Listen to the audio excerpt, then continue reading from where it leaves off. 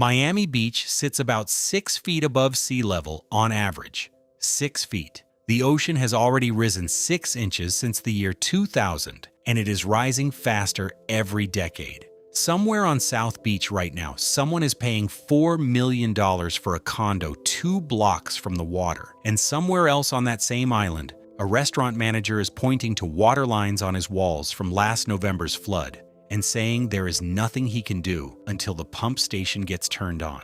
Both of those things are happening at the same time, on the same barrier island, on the same Tuesday. This is Miami Beach is collapsing, and locals are laughing. Built on a swamp, sold as a paradise. Before getting into what is happening to Miami Beach today, it helps to understand what Miami Beach actually is, physically, geologically.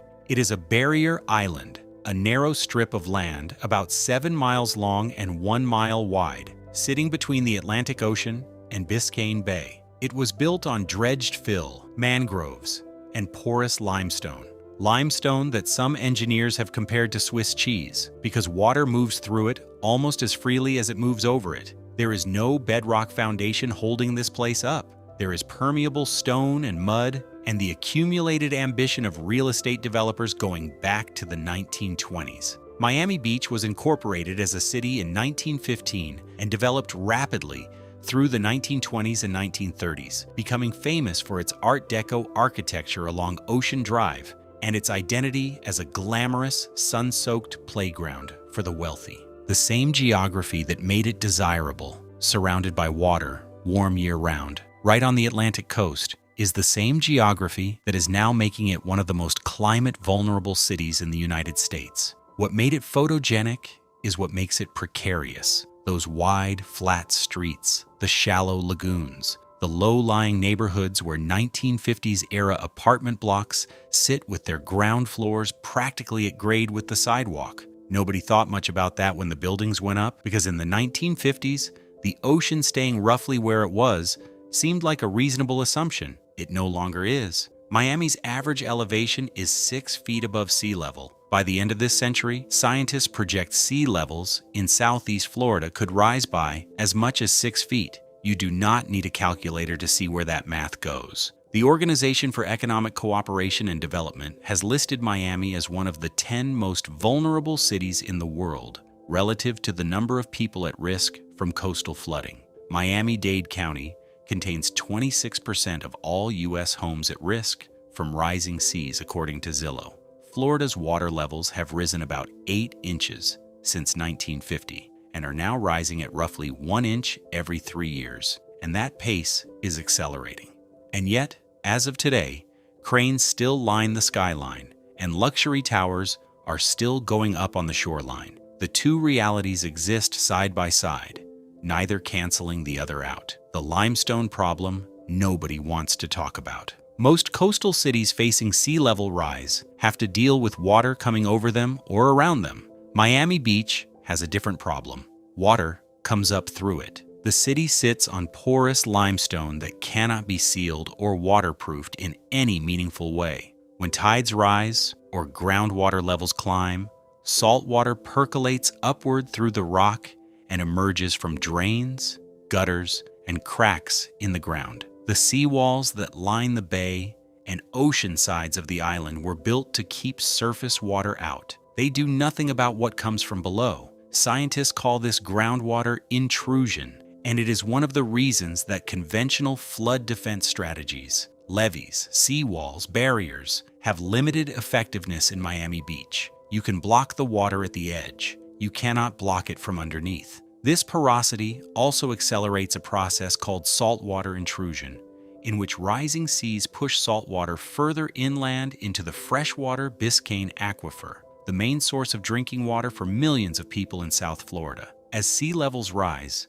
the freshwater-saltwater boundary in that aquifer shifts westward, threatening the long-term viability of the regional water supply in ways that go far beyond flooded streets. Some areas of Miami Beach are also experiencing subsidence, slow sinking of the land itself, at rates of 1 to 3 millimeters per year, according to research published in Ocean and Coastal Management. That might sound small, but it compounds every year. layering on top of sea level rise to make the effective flood risk worse than the headline numbers suggest. Sunny day, flooding, when the weather is not even the problem. For most of human history, a flood required a storm, rain, a hurricane, a river overflowing. In Miami Beach, flooding now happens on perfectly clear days with blue skies and no weather event of any kind. The locals call it sunny day flooding, and it is exactly what it sounds like. During king tides, the seasonal exceptionally high tides that occur in fall and spring, and during monthly high tides throughout the year, water comes up through the storm drains and pools in the streets, cars get stalled, restaurant patrons wade through ankle-deep salt water to reach their tables. Roads that are used every day become impassable without any rain falling at all. The frequency of these sunny day flooding events has increased by over 400% in Miami Beach since 2006. That is not a projection. That already happened. Former Miami Beach Mayor Philip Levine described seeing it accelerate in real time. It's a beautiful sunny day on Miami Beach, which we have many of, and all of a sudden, in certain streets, we would see water coming up through our drains. So the streets would actually become flooded, which is very unnerving to the residents, to the tourists. Dion Williams, a clothing designer with a storefront on Collins Avenue in South Beach, described the situation with slightly less diplomatic language. Every time it rains, I basically suffer a bit of a trauma. He pointed to sections of his store's baseboard that had to be ripped out and replaced after flooding came up from the ground floor. The swell comes up and the first thing that happens is the whole entire floor terrace floods. Sometimes, he said, it is almost like a lake. 1 inch of floodwater can cause $25,000 in property damage, according to FEMA. That is for 1 inch, not a storm surge, not a hurricane. 1 inch of water on the floor. In Miami Beach, this is no longer a hypothetical scenario. It is a seasonal inconvenience, the $500 million attempt to buy time. Miami Beach is not. The operative word there is proactive, not solved, not fixed, proactive. Beginning around 2013, under then-Mayor Philip Levine, Miami Beach launched what became a multi-hundred-million-dollar infrastructure program called Miami Beach Rising Above. The plan involved 3 main strategies: installing up to 80 pump stations across the island, raising road elevations by 2 to 3 feet in the most vulnerable neighborhoods, and upgrading and extending seawalls. The pump stations work by mechanically pushing water out of the streets and into Biscayne Bay when gravity drainage no longer functions because the bay level is too high. In neighborhoods like Sunset Harbor, the combination of raised roads and new pump stations has reduced sunny day flooding dramatically. The Sunset Harbor neighborhood experienced around 175 fewer flood events after a 2017 road-raising project compared to before it. The city has spent over $103 million on completed stormwater resilience projects as of 2024, with hundreds of millions more planned or underway. Stormwater fees were raised 84% to help fund the work, but scientists remain cautious about what the pump strategy can ultimately accomplish. As sea levels continue to rise, the windows during which gravity drainage works narrow, and pumps must run more frequently and against higher pressure. Brian McNulty, a senior research associate at the University of Miami's Rosenstiel School, has explained the acceleration plainly. While it took 80 years for sea level to rise 1 foot, the next foot is expected to come in about 30 years, the foot after that in 20 years, the foot after that in 10 years. Florida International University geologist Peter Harlem put the concern more directly: if you spend it on the easy stuff, you're not going to have any money left for the hard stuff. So my concern is the longer-term sea level rise that's going to get real expensive. And if we're all broke because we blew all that money saving a few places that should have been moved. The pumps and the raised roads are, by the city's own admission, a strategy for buying 30 to 50 years. After that, the plan becomes considerably less specific. Meanwhile, people are moving in. Here is the part that confuses outsiders the most. While all of this is happening, the flooding, the infrastructure spending, the scientific warnings, the insurance crisis, people are moving to Miami Beach in large numbers, and the real estate market has remained, by most measures, remarkably strong. The Miami area population grew by more than 660,000 people between 2010 and 2020, more than any other Florida metropolitan area. Downtown Miami is currently building what will be the tallest residential building south of New York City, the Waldorf Astoria Hotel and Residences, a 100-story tower on the shore of Biscayne Bay. Miami World Center, a 27-acre mixed-use complex nearby, is the second largest urban development in the United States, after New York's Hudson Yards. The ultra-rich have flocked to South Florida in particular, driving a mansion boom along the waterfront. Some of those wealthy buyers have made the situation worse in very specific ways, cutting down mangroves on their properties to create unobstructed ocean views and boat slips.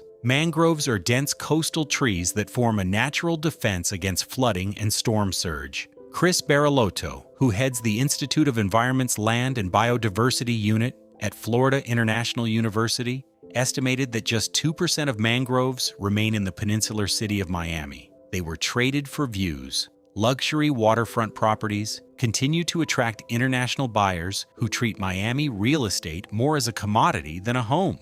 More than 50% of condo units in the Miami-Dade market have absentee owners, people who do not live there and are therefore not personally experiencing the flooding, the insurance premiums, or the saltwater coming up through the drains. For a foreign investor parking money in a Miami Beach penthouse, a sunny day flood is not their problem. It is their property manager's problem. They are not there when the parking garage fills with water. They are not there when the elevator lobby smells of brine after a king tide. They are somewhere else, and the building is an asset on a spreadsheet. McKinsey predicted in 2020 that coastal home values in South Florida could drop by as much as 15% by 2030, as flood risks are more accurately priced in. Another analysis from 2020 found that Miami-Dade County was the most overvalued county in the nation, about $3.5 billion higher than it should be given flood risk. The correction, as Wharton real estate professor Ben Keyes has noted, has not arrived yet. The short version is that it's true that we should expect house prices to decline, but this is one of those instances where the long run may still be a long way off. In the meantime, people keep buying, cranes keep rising, and the ocean keeps doing what it does. The insurance reckoning. The financial reality of living in a flood-prone coastal city does not stay abstract forever. Eventually, it shows up in the mail as an insurance bill, and in Florida, those bills have become genuinely difficult for many homeowners to pay. Florida has the highest homeowners insurance premiums in the country, with the average annual premium estimated at over $14,000 in 2024, according to Insurify, more than 4 times the national average. Flood insurance, which is a separate policy from standard homeowners insurance,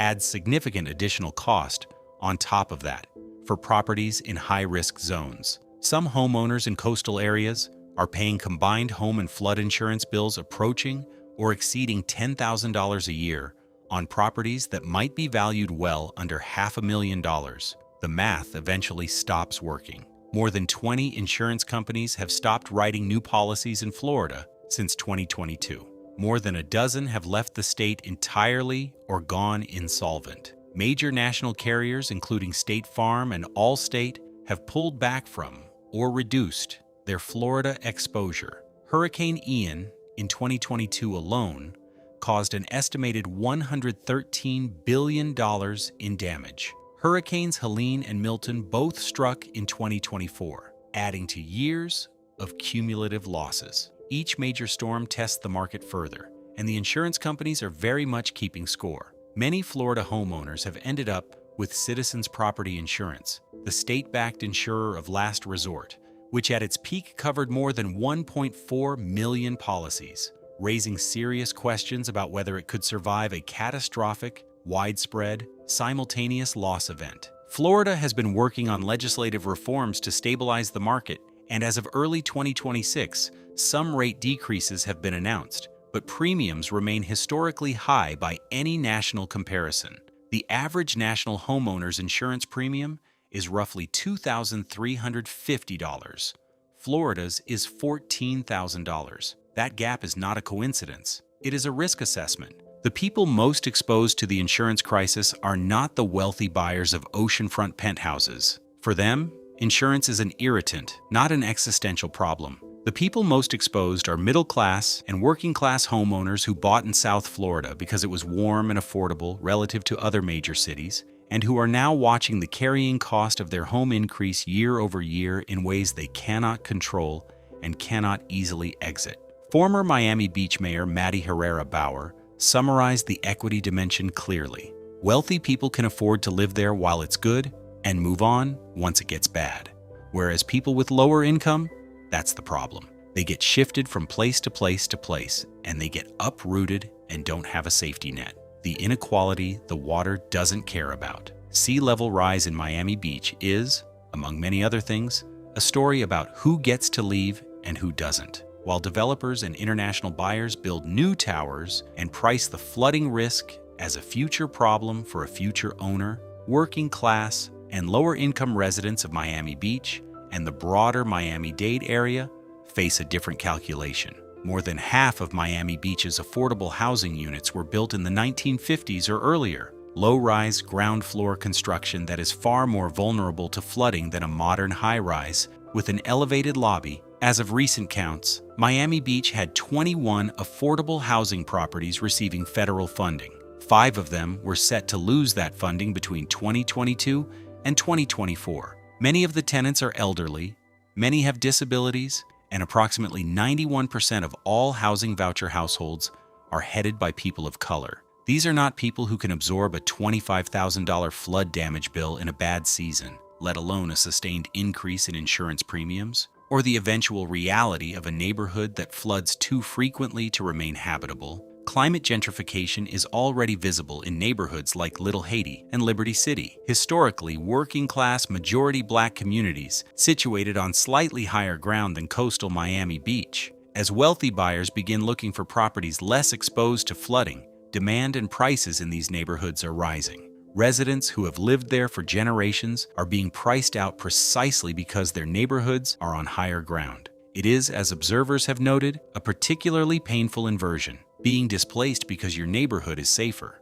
A study published in Nature Communications suggested that frequently flooded locations in Miami-Dade could begin seeing resident flight as early as 2028. In Broward County, adjacent to the north, the estimate is 2032. That is not a distant projection. That is within the next few years. What a 2-foot rise actually means. The numbers around sea level rise can start to sound abstract. Inches, centimeters, projections, decades. It helps to ground them in specifics. By 2040, sea levels in Southeast Florida are projected to be 10 to 17 inches higher than they were in 2000. That is the projection used by Miami-Dade County for planning purposes, 10 to 17 inches. At current rates, the ocean rises about 1 inch every 3 years locally. At 6 inches of additional rise, already within the next decade or two under current projections, the regional stormwater drainage system that keeps Miami from reverting to the swamp it once was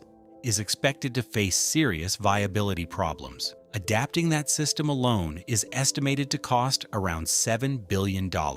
At 2 feet of rise, 108,000 properties in Miami-Dade, currently on septic systems, would stop working properly because septic tanks require a certain separation between the tank and the water table to function. That rise would bring salt water within reach of the tanks, rendering them inoperable. These are mostly middle-class properties. At 6 feet of rise, which is projected as a possibility by the end of this century under higher emission scenarios, much of Miami Beach itself would be underwater, not flooded during a storm, underwater, permanently. Miami Beach has a long-term adaptation plan adopted by its city commission in 2024, funded partly by a $454,000 Resilient Florida grant. The plan identifies over 67,000 assets as vulnerable to flooding and outlines phased strategies. Miami Beach Mayor Stephen Maynor has stated, "Miami Beach is not waiting for the tides to tell us what's next.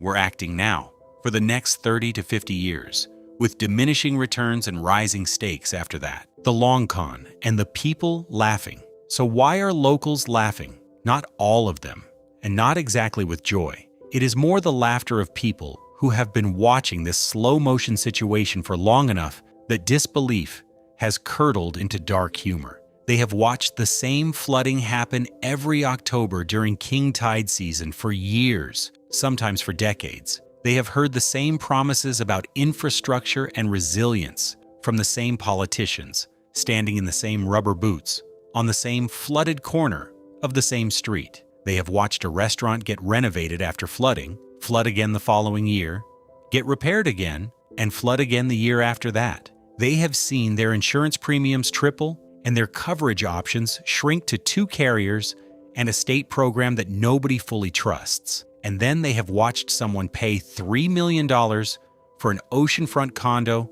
2 blocks away. There is a particular kind of absurdity to living in Miami Beach right now that is genuinely difficult to convey to someone who has not experienced it. You can be standing at a rooftop party in a gleaming new tower with a $22 cocktail watching the sunset over the bay, and directly below you, on the street, the water from the previous day's high tide is still evaporating off the pavement and leaving a salt crust on the curb.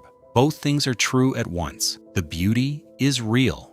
The problem is real. The city is a place where those 2 facts have learned to coexist without resolving. They have seen the news segments, the same politicians standing in rubber boots on a flooded street promising infrastructure solutions, the same crane going up on the same stretch of oceanfront where scientific models say the ground floor will be tide-influenced within decades. They have watched the insurance market crater and the luxury market boom simultaneously. They have seen wealthy buyers pay record prices for units in buildings that are, technically speaking, sinking.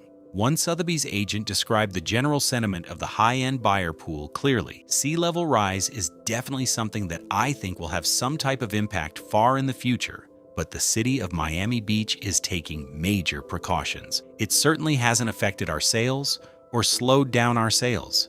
We haven't lost any deals because of it. That confidence is not entirely irrational. The pumps do work in the neighborhoods where they have been installed. The raised roads do reduce flooding.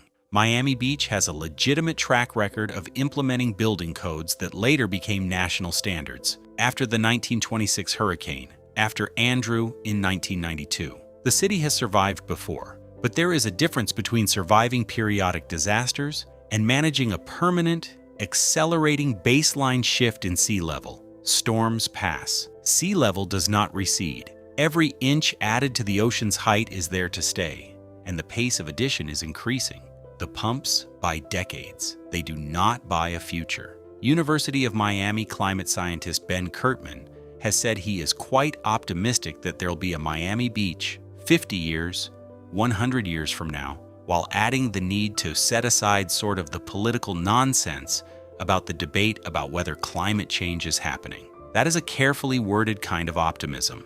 Miami Beach may exist in some form in 100 years. What it looks like, who lives there, what it costs to maintain, and how much of it is above water at a given tide. Those remain genuinely open questions. The locals who laugh know this. They just live there anyway, because it is home, and because sometimes laughing is the only reasonable response to watching a city build luxury towers on a foundation of Swiss cheese limestone, 2 feet above an ocean that is not done rising. What comes next? Miami Beach has a few realistic paths forward, and none of them are painless. The first is managed adaptation, continuing to raise roads, install pumps, update building codes, and spend billions maintaining an increasingly expensive defensive posture against the ocean.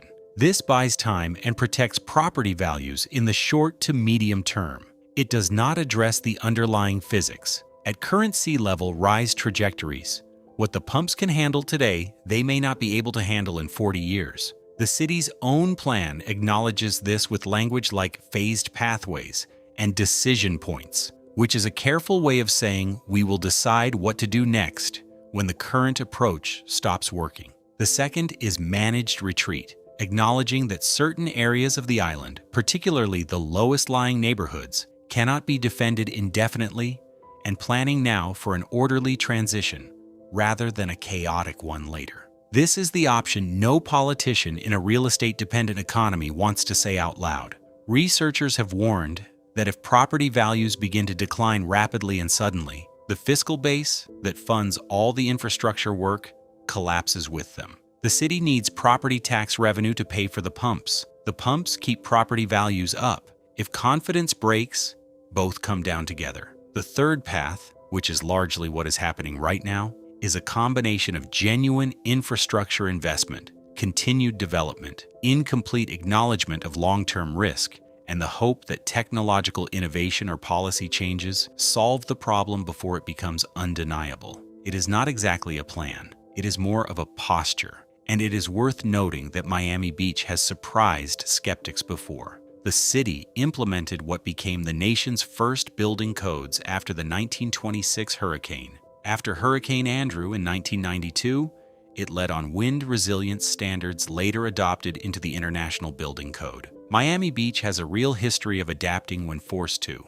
The question is whether the current situation allows for the same kind of response, or whether the baseline is shifting too fast for adaptation to keep up. Harold Wanless, a geological sciences professor at the University of Miami who has studied South Florida's vulnerability for decades, offered a summary that has stayed with people who heard it. Don't let anybody tell you it'll be okay. That is not a prediction of certain catastrophe. It is a warning against the comfortable assumption that someone, somewhere, has a plan that makes all of this manageable. Maybe they do. Maybe the technology improves, the emissions drop fast enough to slow the projections, the pumps keep up, and Miami Beach remains a functional city for another century.